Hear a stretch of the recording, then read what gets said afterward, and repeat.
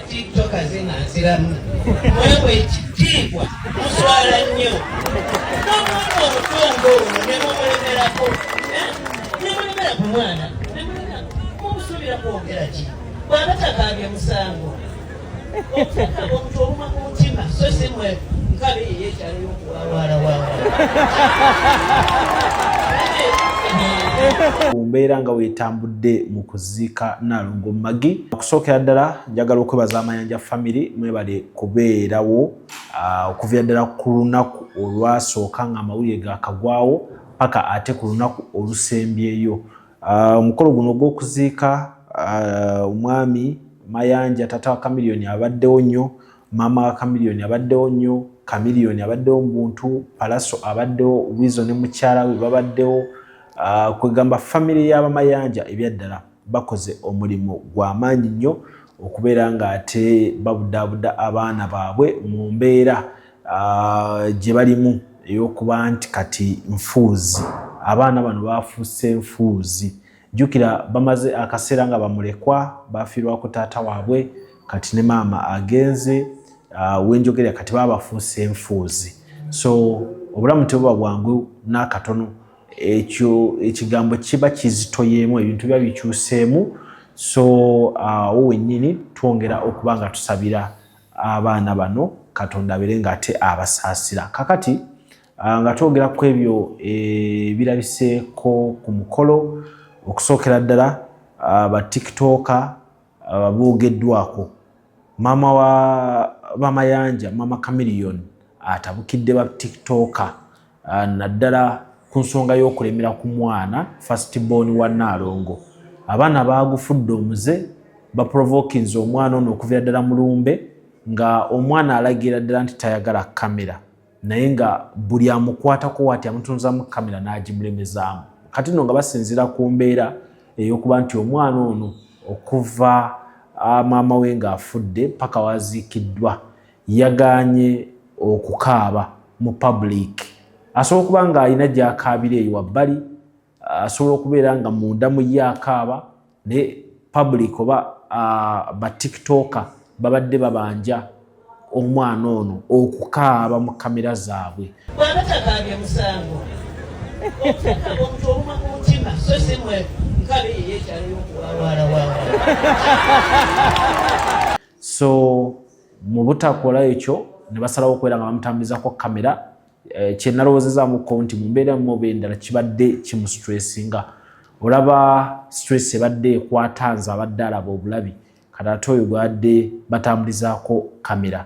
Kale olunaku olw'ejjo waatyo yasobodde n'okubawanikira kagalo ekyalabise ng'ekivumu. Ebyo byonna ng'omwana alaga nti yeetamiddwa. Ku face abadde era communicating ng'alaga nti era still yeetamiddwa naye ne bamulemezaako. Kati olwaleero mu kuziika maama wa Chameleone y'ensonga gy'asinze okuyimirirako era atabuseemukaawo ng'agamba ba TikToker beddeko omwana waba takaabye mu mwagaza ki. Ofuna bulungi ono omukyala mumanyiko kyakwagala b'amawulire. Ayagadde ab'amawulire ebbanga ddene akolaganye nabo ebbanga ddene naye ba TikToker ku mulendi guno olaba abaviiriddeyo kitegeeza waliwo ensonga ze mulina okubeera nga temutereza sayidi eyo.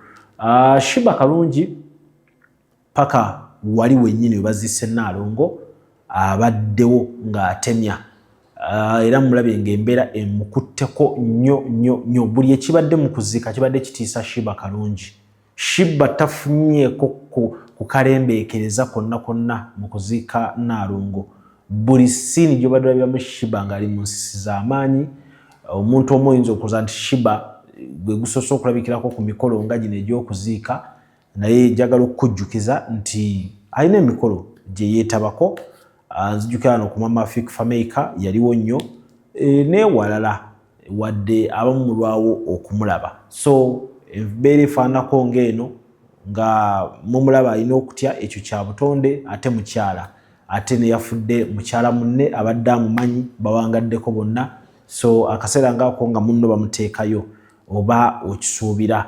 Lydia Jasmine weebale kubudaabuda baana naye abaddewo mu picture n'abayimbi abalala bangi ababaddewo okulanga ate babudaabuda abaana.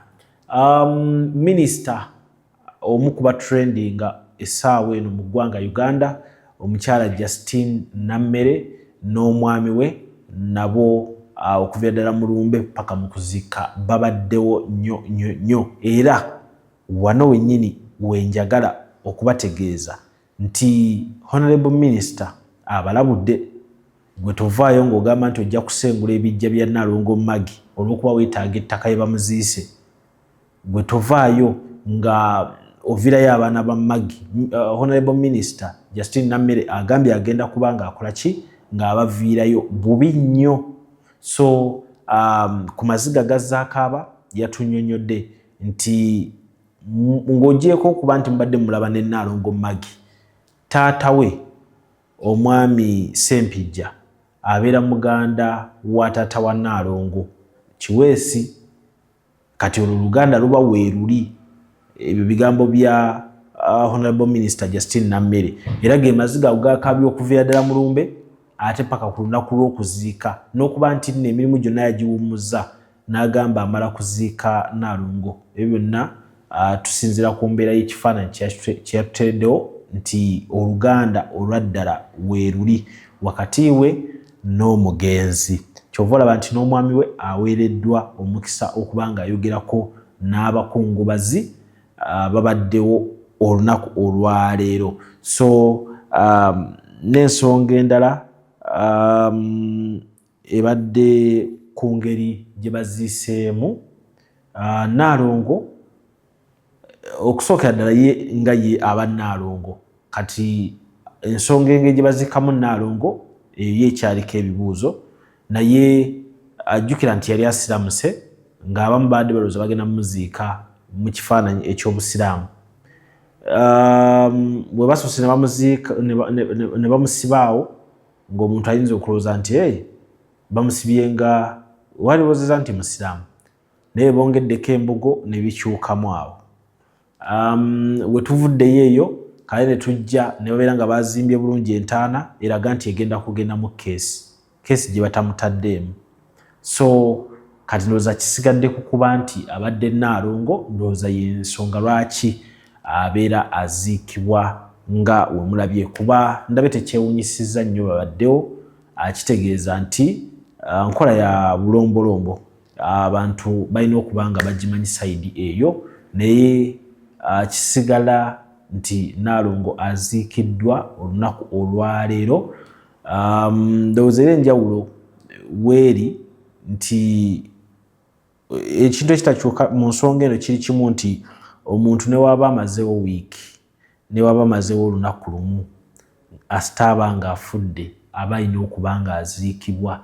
Kati byonna bye tukungubaze wiiki nnamba biwedde mu lunaku lumu weeruti, bw'atyo Nalongo n'abeera nga aziikiddwa. So twongera okumukwasa Mukama Katonda, twongera okumusabira, tusabira famire, tusabira abaana be okutwaliza ewamu n'abantu bonna abamwagaliza ebirungi. Tubasabira mu mbeera eno Katonda ababeerere mu kyokka kisobola okuba nga tubakolera sayidi eno naye nga tubasaasira nnyo. Kale nyongera obbasaba mukozese ne ku bintu bya Nile Agro. Balina butto, balina eŋŋano, balina sabbuuni n'ebintu birala bingi byosobola okubeera ng'okozesa Modern ne Nile. Binoonye ku dduuka erikuliraanye g'omusuubuzi, naawe osobola okubeera ng'obifuna kuba abantu babitegedde ebintu bya Nile. Abantu bakozesa bintu bya Nile ne Modern, butto, eŋŋano, sabbuuni bye bakozesa mu bulamu bwabwe obwa bulijjo. Nze Lujja ne Ttone kuuma ebyo bibadde mu kuziika Nalongo Maggie Kiweesi Nakate.